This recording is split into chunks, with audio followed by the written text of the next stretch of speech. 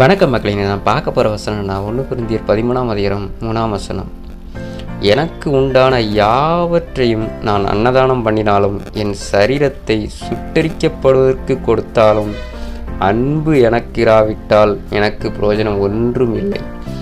அன்பு அதாவது நம்மளுக்குரியது எல்லாமே, உங்களுக்குரிய எல்லாத்தையுமே நீங்கள் அன்னதானம் பண்ணாலுமே, அதை மாதிரி சரீரத்தை சுட்டரிக்க, நம்ம சரீரத்தையே நான் கொடுக்குறேன், நான் என் உயிரே கொடுக்குறேன் அப்படிங்கிற மாதிரி சொன்னாலும் உங்களிடத்துல உங்கள் இருதயத்தில் அன்பு இல்லைன்னா இது எந்த விதத்துலேயும் பிரயோஜனப்படாது அப்படின்னு சொல்கிறாங்க. நீங்கள் எப்படி இருக்கிறீங்க சிந்திச்சு பாருங்கள்.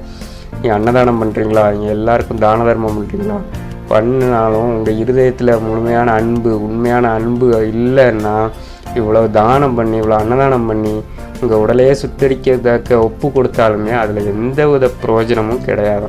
சிந்திச்சு பாருங்கள். நீங்கள் உங்கள் இருதயத்தில் அன்பு இருக்குதா? அன்பு இல்லாமல் இதெல்லாம் பண்ணிங்கன்னா அதில் எந்த வித பிரயோஜனமும் கிடையாது. அப்படி பண்ணிங்கன்னா இன்றைக்கே மாறுங்க. உங்கள் இருதயத்தில் அன்பை கொண்டு வாங்க.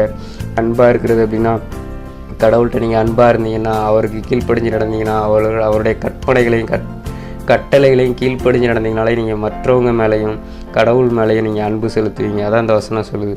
எனக்கு உண்டான யாவற்றையும் நான் அன்னதானம் பண்ணினாலும் என் சரீரத்தை சுட்டரிக்கப்படுவதற்கு கொடுத்தாலும் அன்பு எனக்கிராவிட்டால் எந்தவித பிரயோஜனமும் என்றும் இல்லை அப்படிங்கிற மாதிரி சொல்கிறாங்க. ஸோ நீங்கள் எப்படி இருக்கீங்கன்னு நீங்கள் சிந்திச்சு பாருங்கள்.